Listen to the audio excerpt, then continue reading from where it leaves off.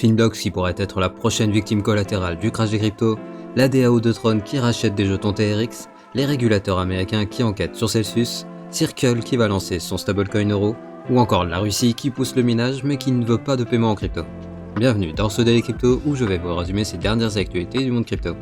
Et si vous appréciez ce format, pensez à liker la vidéo et également à vous abonner et activer la cloche pour être informé dès que je sors une nouvelle vidéo, pour ainsi être au courant des dernières actualités du monde crypto et blockchain.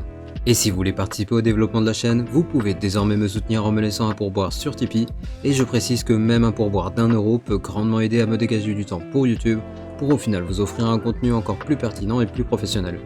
Et comme d'habitude, je vous rappelle que mon contenu a un but informatif et que je ne suis pas un conseiller financier. Et finalement, je vous invite à venir me suivre sur mon Twitter que vous trouvez dans la description, et n'hésitez pas à venir me dire en commentaire ce que vous avez pensé de cet épisode. Et on commence avec l'état du marché en ce jeudi avec un marché crypto qui est entièrement dans le rouge sur les dernières 24 heures, alors que l'inquiétude sur les marchés américains a fait descendre le Bitcoin des 23 000 $ pour revenir aux 20 000 $. Et aujourd'hui, on n'a aucun projet du top 100 qui a surperformé le marché, donc passons sans plus attendre aux actualités de ce jeudi 16 juin 2022. On débute les actualités avec un nouveau domino qui serait sur le point de chuter. Et pour vous résumer au maximum l'état des lieux des géants du secteur crypto qui sont actuellement en difficulté, on a tout d'abord Terra qui a chuté, ensuite on a eu Celsius qui a stoppé les transferts et retraits, et on a eu Three Arrows Capital qui serait proche de l'insolvabilité suite à une liquidation de 400 millions de $. Et aujourd'hui on a un nouvel acteur qui serait en difficulté à cause de son lien avec Three Arrows Capital. Et cet acteur est Finblox et il s'agit d'une plateforme similaire à Celsius et qui propose des rendements annuels pouvant aller jusqu'à 90% en déposant des cryptos sur leur plateforme. A savoir que cette société a comme partenaire le fonds d'investissement Three Arrows Capital qui les aidait à proposer des rendements élevés. Et aujourd'hui ils annoncent qu'ils imposent désormais une limite des retraits de 1500 $ par mois alors que cette limite était de 500 € par jour avant. Et ils annoncent également qu'ils mettent en pause la distribution de rewards ainsi que les récompenses pour les programmes de parrainage pour tous les utilisateurs. Et finalement, les nouveaux utilisateurs ne peuvent désormais plus créer de nouvelles adresses.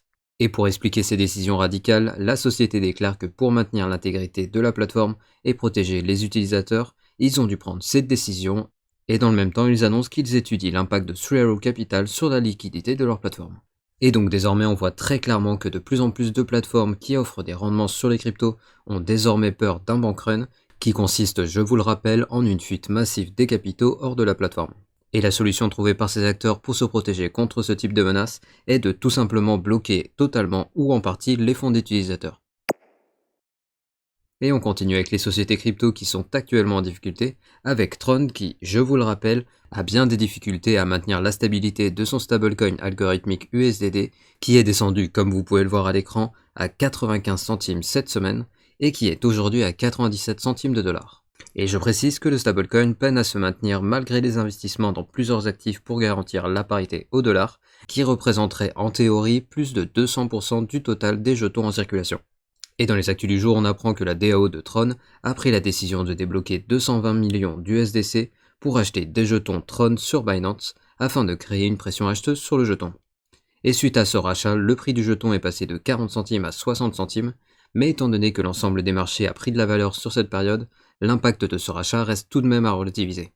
Bref, le projet se débat tant bien que mal dans ce marché devenu très périlleux et surtout face au manque de confiance sur le stablecoin algorithmique suite au crash de Terra. Et je précise qu'en voulant consulter le prix du TRX sur Binance, j'ai d'abord eu le droit à un message d'avertissement comme vous pouvez le voir à l'écran, qui me disait que ce jeton était à risque à cause de sa volatilité. Et donc si même Binance prévient de la volatilité de ce jeton, ça montre bien que le projet déchaîne actuellement les passions.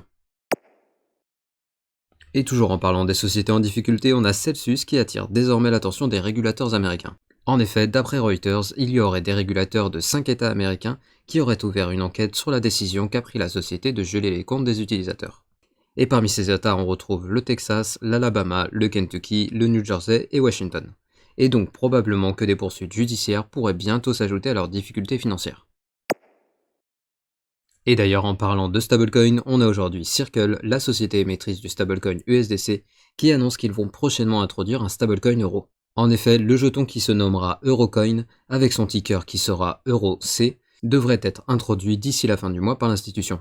Et la société précise qu'il sera adossé à des liquidités et des dettes publiques libellées en euros uniquement, et qui seront détenues par des institutions financières relevant du périmètre réglementaire américain. à savoir qu'il existe déjà des stablecoins euros comme par exemple le URT émis par la société Tether, et donc on a désormais les deux leaders du secteur des stablecoins qui ont leur stablecoin euro pendant que chez nous en Europe, le législateur débat toujours sur la loi MiCA qui devrait entre autres encadrer l'émission des stablecoins. Et alors que nous débattons en Europe, nous voyons les sociétés américaines qui sont en train de prendre une longueur d'avance sur l'émission des jetons adossés à l'euro, malgré le fait que nous avons des projets européens qui malheureusement n'ont pas la force de frappe de Tether et de Circle. Et la question est maintenant de savoir si les stablecoins euros des Américains iront dans l'intérêt de l'Europe et si nos politiques réagiront à ces émissions.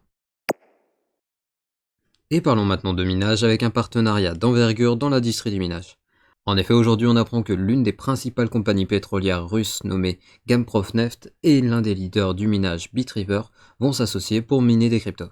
Et ce partenariat prévoit le déploiement par Bitriver de fermes de minage sur des lieux d'extraction de pétrole, et la société Gazpromneft fournira l'énergie pour le fonctionnement des fermes.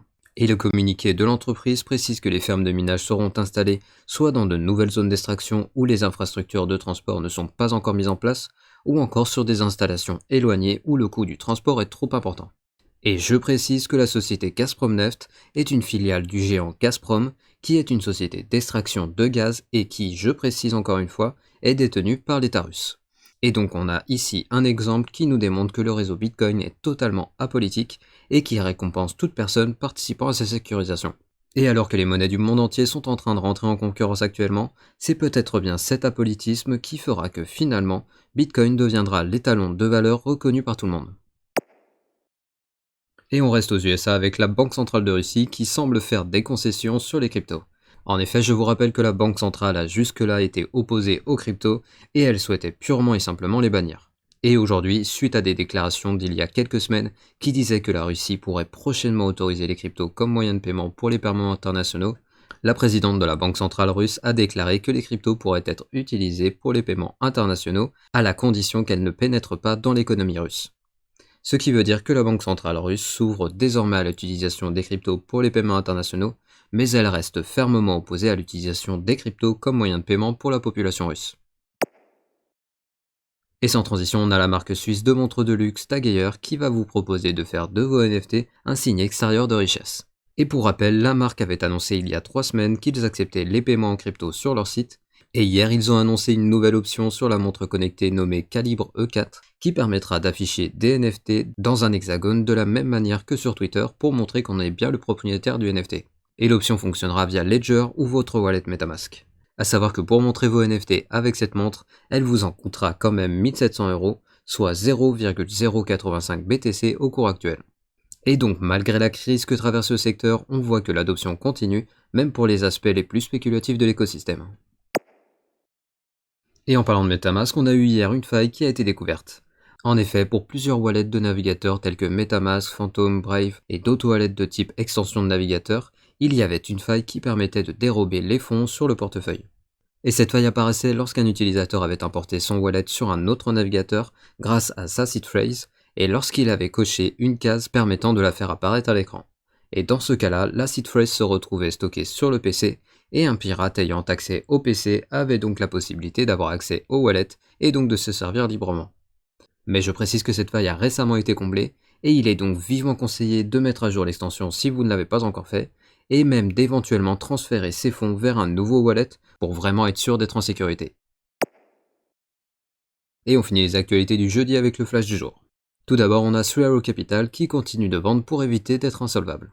En effet, aujourd'hui, on a un wallet en lien avec le fonds d'investissement qui a revendu 5500 stacks Tether pour 6,1 millions de dollars.